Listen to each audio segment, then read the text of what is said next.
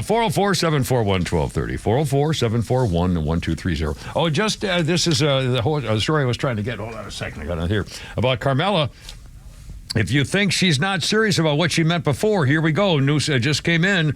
Kamala side piece vows to grant amnesty to migrants who illegally cross border. Vice President side piece vows on her long-awaited new campaign website to establish an earned pathway to citizenship. She knows our immigration system's broken, needs comprehensive reform, includes strong border security and an earned pathway to citizenship. Strong border security, my ass. What they're talking about, again, every time they ask the question and they said, is the border secure? Is the border secure? They never should have asked that question. They should have asked, is the border closed? Because every time they said, is the border secure? I said, yes, absolutely. Nobody's invaded us with machine guns and tanks. We've secured the border from invading armies. Yeah, nobody's dropped an atomic bomb on the border, so obviously we're secure. Idiots. Ask them, wait, is the border's closed? Then if it's closed, how come all those 18 million people got over here? Parachutes? Anyway, so it says now she wants a strong border security. My ass, she wants a border security plan. She's faking it. She has the pathway to citizenship. It's what they've wanted all along. And again, please don't forget this. They called you a racist. They said you didn't want little brown people coming into America to become Democrats. They called you a conspiracy theorist. They claimed you were complaining that the Democrats were trying to change the culture. Shame on you, you white supremacist, racist bastard Republican conservatives. You basket of deplorables, which, by the way, is on date in history on this day, too, with that phrase. But again, remember, that's what they claimed, that we didn't want the border to be closed because we were racist. Simple as that. Anyway, and she says she's going to do it. Her new plan now. They finally come out with a policy plan. In fact, hold on a second. Oh, somebody's been texting me on weird stuff. I don't know what it is. Her weird policy plan, for example, the Babylon Bee has a couple of the policies in it, getting rid of the dividers between urinals. Apparently, the yellow-bellied Tim Walsh, False Walsh, was a big proponent of that one. Oh, they're going to have a new tax on money that you saved by buying something on sale. So if they find out how much you saved, they're going to tax the savings you got of the money that you paid tax on. Let's see. Oh, they're going to institute special joy camps where people without sufficient joy will be able to go and get some joy, which, golly, they're going to require proof of transgenderism for assault rifle purchases.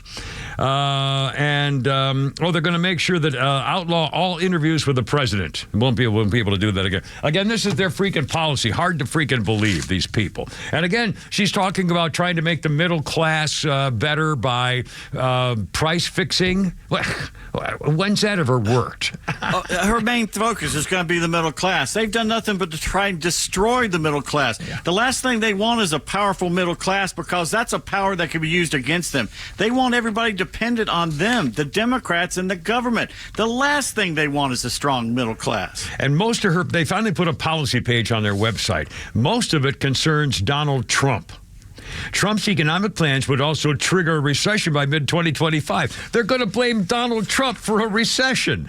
They say he's going to raise taxes. That Donald Trump's going to raise taxes. And she's the one going to raise taxes on the rich, by the way, and raise the capital gains tax. She's going to tax you on stuff that hasn't been valued yet.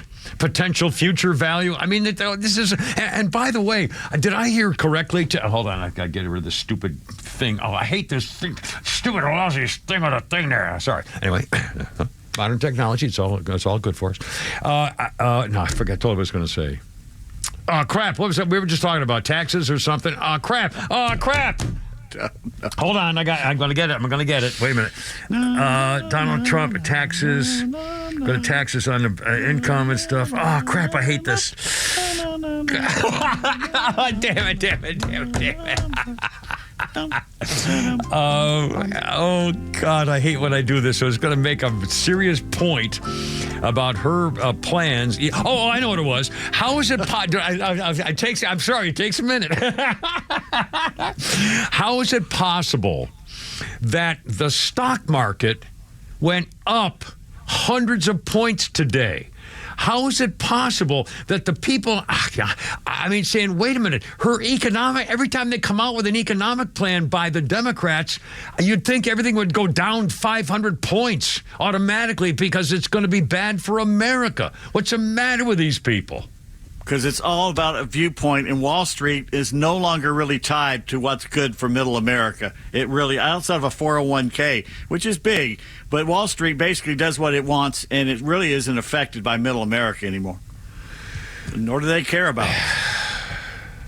Well, they proved that in 2008. I mean, you would think the only economist I've heard condemning even the very idea of the things they're trying to pull forward has been on Fox. I mean, I just can't believe that there are people who are willing to not criticize this as the death knell for America. And again, her policy has just said they're going to blame Donald Trump for a recession coming in 2025 because of Donald Trump. His economic plans would trigger a recession if you elect Trump. We already know what will happen under him. We had it for 4 years. We know. We had the greatest economy this country's ever had. We were completely free with energy. We were energy independent. The black community, the Hispanic community, the females, gays, everybody, every demographic was thriving under the Trump economy. COVID hit. That's not got anything to do with Trump's economic policies. And again, he's going to opt for freedom. I just can't believe these people don't understand and I don't know anything about economics, but I sure know what's better for me between her plans and his. Although we can't believe anything she's going to say anyhow. So I don't know what her plans are. All right, 443.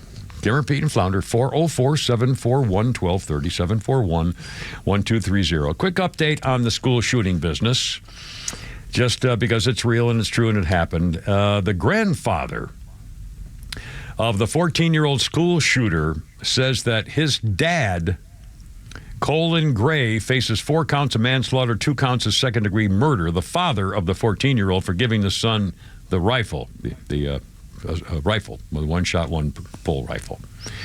So the father faces 4 counts of manslaughter, 2 counts of second-degree murder. His father-in-law, ex-father-in-law, says the 14-year-old was driven by his father to do what he did. The kid's 14-year-old's grandmother went to the school outside Winder just a few hours before the shooting to talk about how to help him because he was having problems. The grandfather says spending 11 years with that son of a bitch screaming and hollering every day, it can affect anybody. He needs the death penalty. Unquote, the grandfather. The gunman's parents quit. The kid's parents split in 2022. They were kicked out of their home, and the kid was living with his old man when the shooting took place. And the grandfather says Colt has to pay for what he did, no question, but I'm telling you, he was driven, no question in my mind.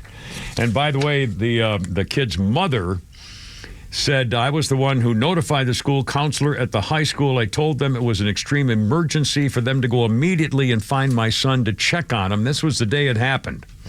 A counselor said her son had been talking about school shooting that morning. An administrator went to the son's math classroom, but there was confusion. Remember, we told you before, there's another student whose name is Colton Gray. And neither student was in the room, so the official took the backpack that was in there belonging to the other kid, not the shooter, Colton, and took off with that. And then the interviews provide the strongest indication. The Appalachia school officials were alerted to concerns about that morning, that day, and were looking for minutes before he shot and killed those people, according to the police, allegedly. And they had been in contact with him. The mother says, I'm so sorry, can't fathom the pain and suffering they're all going through right now, and so on. But again, I mean, just what a failure all the way around. And the grandfather says the father should get the death penalty. Wow.